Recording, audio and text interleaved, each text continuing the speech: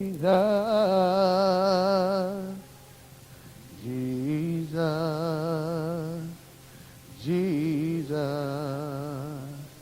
Jesus, speak, Lord. Speak, Lord. Speak, Lord. Speak, Lord. Speak, Lord. Speak, Lord. Have your way. Have your way. Have your way. Have your way. Have your way. Have your way in me, Lord. In me, Lord. In me. In me. In me. In me. Scriptures in the Bible, what is man that thou art so mindful of him? And then Psalms 12, y'all don't know that by heart, right? I don't.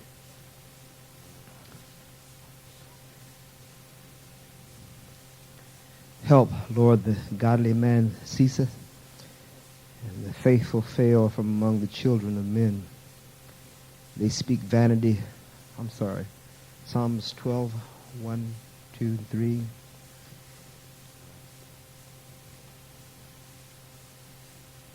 Help, Lord, for the godly man ceaseth, for the faithful fail from among the children of men.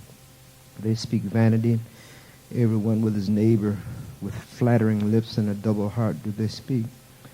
The Lord shall cut off all flattering lips and the tongue that speaketh proud things. Who has said, with our tongue will we prevail. Our lips are our own. Who is Lord over us? For the oppression of the poor and for the sighing of the needy, now will I arise, saith the Lord, and I will set him in safety from him that puffeth at him. The words of the Lord are pure. Words are as silver tried in a furnace, earth purified 7 times. Thou shalt keep them, O Lord. Thou shalt preserve them from this generation forever. The wicked walk on every side when the vilest men are exalted. Hallelujah. Now, we know the order of things. In Corinthians, it says, first there's God, then there's Jesus, then there's man, then there's woman. And so there's an order of things. There's an order of things. How many of you kept your papers from last week, your little inserts? Okay. We're going to work on those a little bit tonight, a little bit more. I'll give you some word definitions, some name definitions. The first is Abram. What does that mean?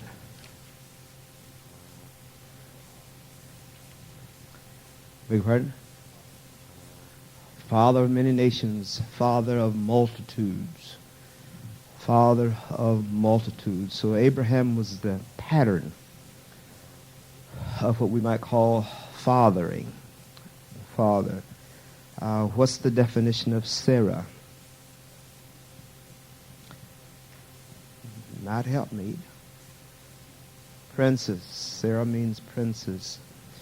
And so we have the father of many nations married to a princess. What does Hagar mean? Now you want to understand this one because this is where all the trouble started. Now let's understand something too about Sarah. And the one time when she came to Abraham and told him to get rid of the division in the house. And God told him to listen to his wife Sarah. Did he mean for him to listen to her in everything, or did he mean for him to listen to her just as one time? That one time. Because she was the one that told him to go get Hagar. So, okay, we just leave that there. Hagar means flight. It also means that she's a slave. She's a slave. Now, she wasn't just a slave to Abraham and Sarah, but she had the whole personality of a slave. Now, we're going to use her quite a bit tonight in our illustrations because a lot of women still have that slave mentality. In every relationship they go into, they are slaves. The husband misuses them. Their children misuse them.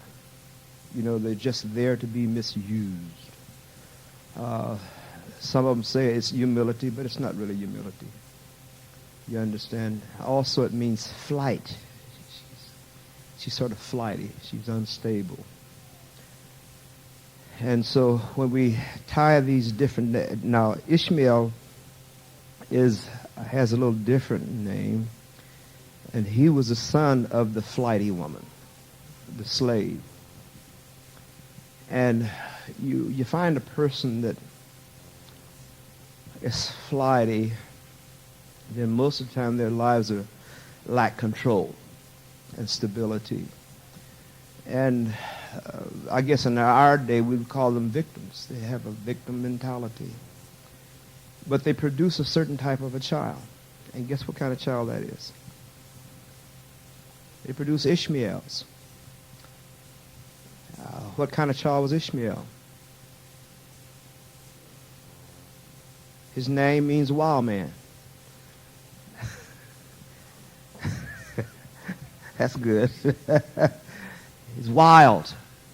What kind of children do we have in the streets today? Well, it also means that he would use his hand to fight any other person. Let me read it for you. His hand shall be against every man, and every man's hand shall be against him. That sounds like a fool to me. Just going to fight anybody, anytime. If you wear the different color hanky, I'm going to fight you. Wear the different color tennis shoes, I'm going to fight you. If you're the different race, I'm going to fight you. If you're old, I don't like you. And so they just contend with everybody and everything. Because what? His mother's name is Hagar. The flighty woman, the flighty person. Now, let's deal with some of the issues here. We have to understand that when we talk about the husband and the wife, the husband, God has put purpose in his life. He's put meaning in his life. His wife is to be a helpmeet to him. We know that the roles have changed drastically. I don't foresee any time in the future when they're going to reverse again. So it's something that we have to learn how to live with right now, but we can't abandon the biblical principles that God has instilled here. He still expects a man to be the covering. He expects him to be the head. He expects him to be the provider, the preserver, and all these things. He expects him to be the authority in the relationship, and he expects the wife to be submitted to that man. Now, I know that in a lot of cases we marry and we don't really look into it, and we don't find out who we married until we've been married to him a few days, and then the real you pops out. But there's still a humility and a humbling that God expects. Now, we did this last week. We talked about the husband being the person with a purpose, and he was a presenter. He was the protector, the preserver of seed and order. He was a priest. He was a prophet in the home. His wife was also the producer in the home. She was the keeper of the home. She was the receiver. She was a conserver. She was the birther in the family. She was not only to be the preserver of the seed, but also the law and the order in the home. She teaches by example. In other words, she's there to help. She's also to be an example. We discussed about sometimes when the mother does not support the father in the home relationship. We talked this morning about the key. Many times men cannot enter into their manhood because the key The mother has the key to that. And Sister B kept asking, "What's the key? What's the key? How come?" And the key was under her pillow. Now, and we talked too this morning, and we're going to jump back on that because a mother attempts to raise a son and to bring a son into manhood, especially when she has unforgiveness and bitterness toward her father or toward men in general, and she tries to bring up a son, the key is discipline. Because Tony Heath will probably, if one of his boys get out of line, he'll holler a little bit. And sometimes women feel like that's going to mess up his psyche. And he may holler once, and then he may resort to some other measure. And the mother does not see that as kosher and cultured. And so what it says here about the woman having the key, it means she won't allow disciplines to develop in the young man's life. And so when they finally get to jail or to a mental ward or somewhere else where they really require disciplines, then it's almost too late. And so we have to realize that when God puts a father in the household, or even when they don't have a father in the household, somewhere that young man has to be birthed into manhood. The woman can birth him and he can be a child, but only men can birth him the second time into manhood. And this is something that we haven't done in society for a long time. Because number one, our school system teaches usually that the child is supposed to already know as much as the father. And sometimes when they grow up at 8, 9, 10, 12, 13, they start acting like they know better than what the father. But in reality, we know better. And the older men, especially the older men, need to reach out. And one of the saddest things I see in this church is where we let all of our young people sit on that side, and they've already caused, we allow there to be a division here. We allow them to become Hagar's kids without discipline, without order. Am I making any sense to you? And it's wrong for you to do that because you need supervision. You need oversight. There's something that's going on in the spirit realm that we're not really addressing. And we need to address that. Okay, let's start off today with, and I want to be as fair and down the middle of the road because we can't say it's all the woman's fault. But we don't have the male in the house, or the male is not saying anything in the house. He refers to the kids as her kids and not his kids. The television has more of his attention and time than the raising of his children. There has to be some laughter in the house. There has to be some disciplines in the house.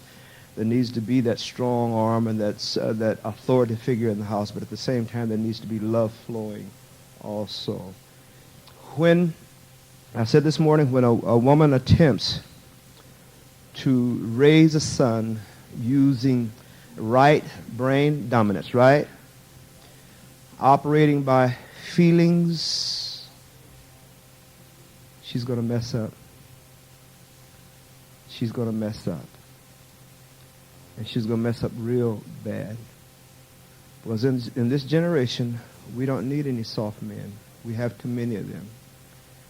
And you can pick up book after book after book. You can pick up, what's his name? Gary Smalley. And when you get through reading him, men are the worst thing that ever happened since creation. You can pick up some of Jake's materials, and you'll find out that it's men again that's the failure. And little by little, they're talking about we want sensitive men. We want sensitive men. We want caring men. We want this. And when you get through, you have men that are so soft that they can't make one decision. And Iron John talks about it being a sword, that the man is so weak he cannot even raise his sword anymore because he's been condemned and judged. You understand? And said that, see, one of the greatest things that your young boys have and young men have is the ability, when they're young, to act a fool. They express their anger, they scream, and they yell. And little by little, you kill that before they really learn how to use it to their advantage. Because there's some things in this life you got to yell at. And there's some things that you have to say, no, it ain't going that way. And you have to stop it. But when they finally get to the place where they've been totally tame, and some young lady marries them, they're totally worthless. They can't make a decision. You understand? It's always, whatever you say, baby. Whatever you say. And then you've married some milquetoast that you don't even respect. Don't have the drive and the know-how because mama still has a key under her pillow. Don't have the drive to make a success out of their lives. If it's not handed to them, on a silver platter, they can't do it themselves. Why you guys so quiet? So quiet. Now, when we did this last week, we showed how Abraham and Sarah switched roles. He moved from his position of authority. She moved into the position of authority. And then they produced an Ishmael. And it was really something there. Once again, Hagar was the victim. But in our society today, I look even in the church world, sometimes I see women that try to stay married to a heathen. Is that a bad word? And they feel that it's God's will. No. I'm stepping in hot water. The only way you can stay married to that heathen is you become a Hagar.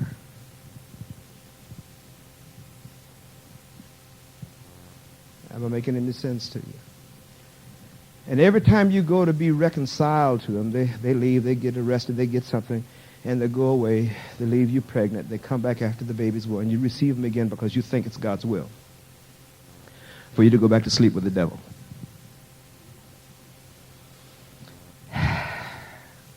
And then you become the Hagar to your children. You become the slave to your children. What kind of sons are you going to produce again? Wild sons. Wild men. And what are they going to do? They're going to fight everybody. The Crips, the Bloods, the 14th Street gang, the Vermont Street gang, the Crid Street gang, 12th Street gang, all of them in the same mile, all fighting each other. The Zamoras fighting the Zaragosas fighting the Chigoyas, and it just goes on, and they're all related. Am I making any sense to you? Now, who's their mother? Are there any Hagars in the church?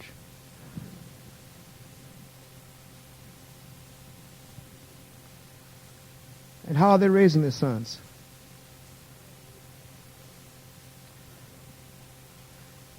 Feelings. Now, one of the keys to Hagar raising her children is that when she disciplines them, she disciplines them according to her feelings. How does she feel about their father? Angry, bitter, full of rage, hatred. And so when she begins to bring about controls, what does she say? Like your no good daddy. And she uses shame and embarrassment to control him. So when he gets married, what kind of woman is he going to marry? Another Hagar. Or a woman that will totally control him. He will have to stay in this category of Eve or Jezebel or Hagar, because that's how he learned how to deal with them. But then when he gets into the street once again, his hand will fight every man's hand, and every man will fight him. It's not just out in the world, it's in the church. You ought to hear some of the complaints of one man against another man. Why do you think that is? Huh? Because mama's taught you not to trust other men.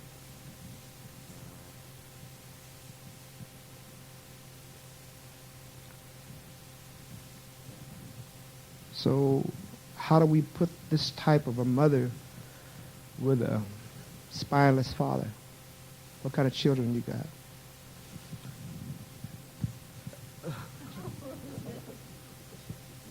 Another turn. For that.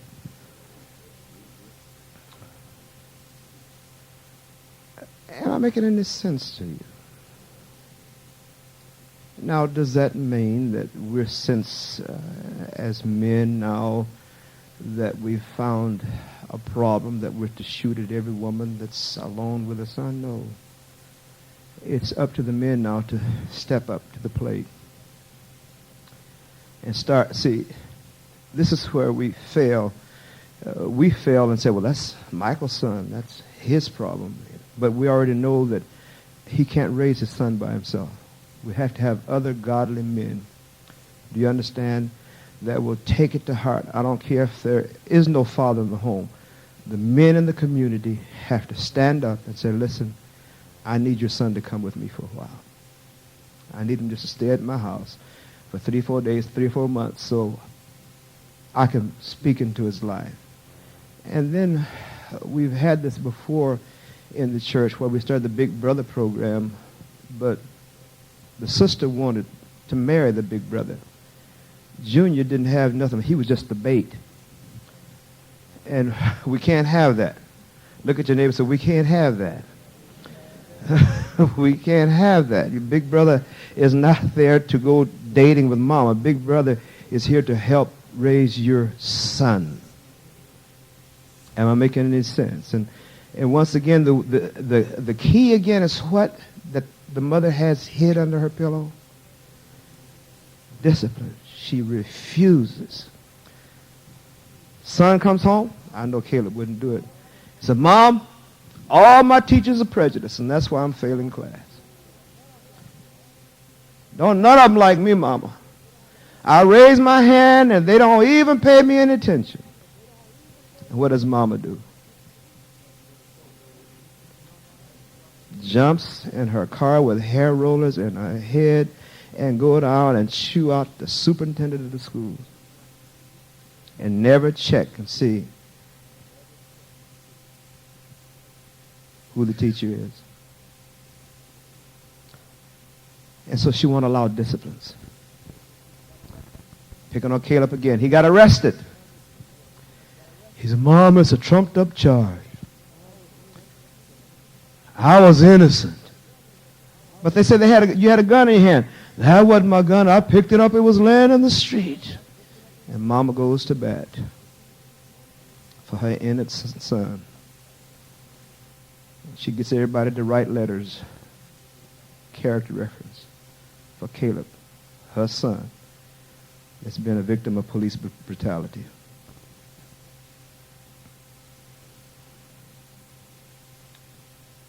Hello. Am I making any sense to you? Y'all can talk now. What kind of son are you going to raise with no discipline? No order. No structure. Why do we as other men complain when we see the young people, yeah, the Bloods is this and the Crips is that, and you don't do anything to change that?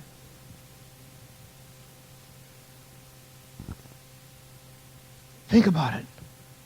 Your daughter is going to marry somebody.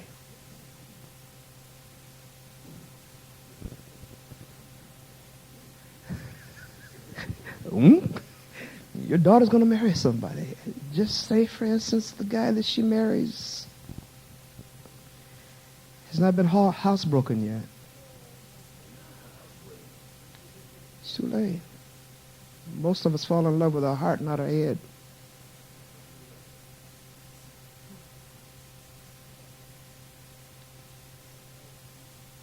So we have these types of people in the church. There's the book out, and it's not a Christian book.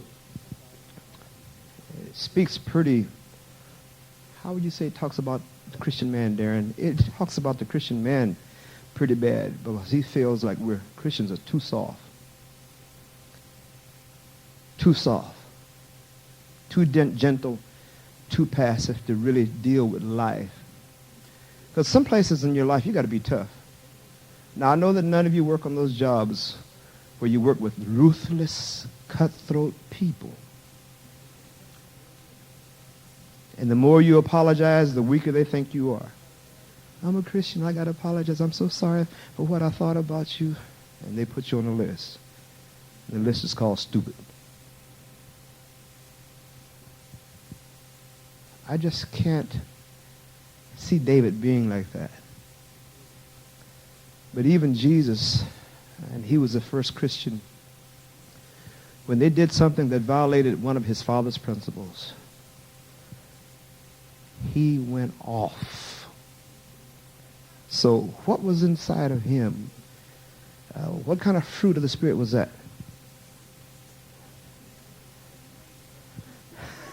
Left brain dominance. So there's something in your son that there needs to be some fight. You just can't beat Caleb and beat him down until there's no fire in his belly at all. You understand? You just can't break him apart. In other words, you just can't give him all feminine tools to work with. That's your way.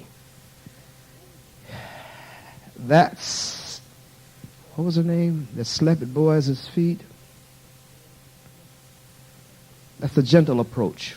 Ruth. The gentle approach. There are times, Sister McGinnis, when Elder McGinnis is going to have to stand, look up at Gregory, who's probably going to be 7'2", and just tell him, boy, I'm your daddy. And you have to be quiet. And go in a corner and just pray. Do some Hail Marys or whatever you're going to do. You understand, because they need the discipline. Have you ever tried to step between the policeman and your son? They'll arrest you too. So we have some things here that we need to is this an eye-opener for you? Is it going to help us to say, especially you that are raising sons, especially you mothers that are raising sons, you need to find the roughest man in the church and say, hey, I got somebody to drop off at your house, 6 weeks. Crash course. But bring a lunch, because I've seen some of these young men eat. You had to bring a whole lot of lunches.